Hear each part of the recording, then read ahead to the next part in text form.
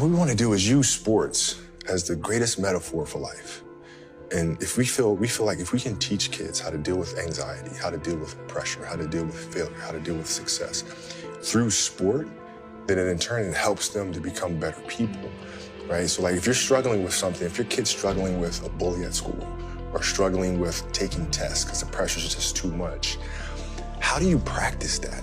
Like as a father, you can go to your daughter and your son and say, okay, work your hardest, don't worry about the end result. Those are just words, aren't they? Mm-hmm. Right? They have to physically put themselves, emotionally put themselves in that same situation over and over to really be able to understand how to deal with it.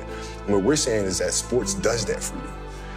So now through sport, when you practice every day and you're playing these games and you have these emotional challenges, you get used to figuring out how to navigate yourself through, which in turn helps you to become a better test taker and vice versa. I think the goal is always to win championships. No matter where you go, that's the goal. And that's his goal, that's Rob's goal, that's Magic's goal, that's Jeannie's goal, Rondo, all the guys, Kuzma, Lonzo, they all want to win championships, man. So that's what they're gunning for. Well, you're asking me, we have to win championships. This is why we play, this is why we're here, is to win championships. And he wouldn't have came here if he didn't expect to win championships. Well, to me, it's just really simple. Wherever you play, the object is to win championships. That's it. End of story. End of story. For us athletes, it's really hard to transition from that, right? And I was really personal about it when I wrote Dear Basketball.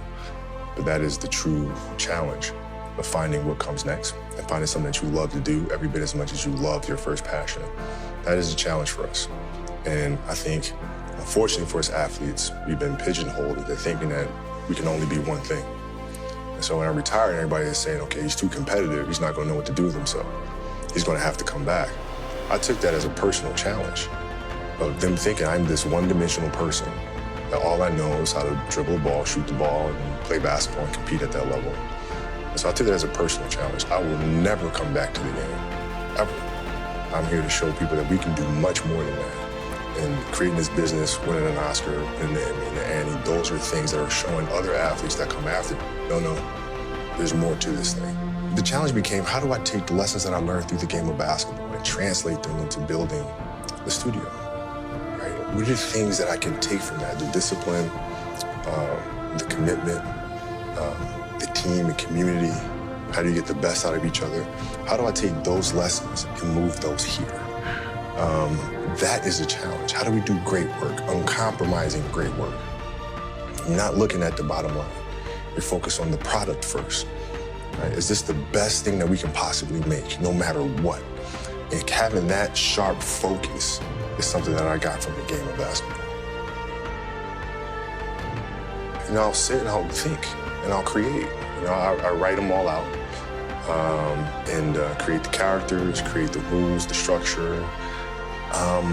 And then you kind of got to go with your gut. You got to go with your gut and see, are we creating something that's been done before? Or is this a project something that nobody's seen before? Mm-hmm. And is it a project that we're not sure that we can do? And if the answer is yes, then 9 times out of 10, we're going for that one, right? Because that means we're pushing boundaries a little bit.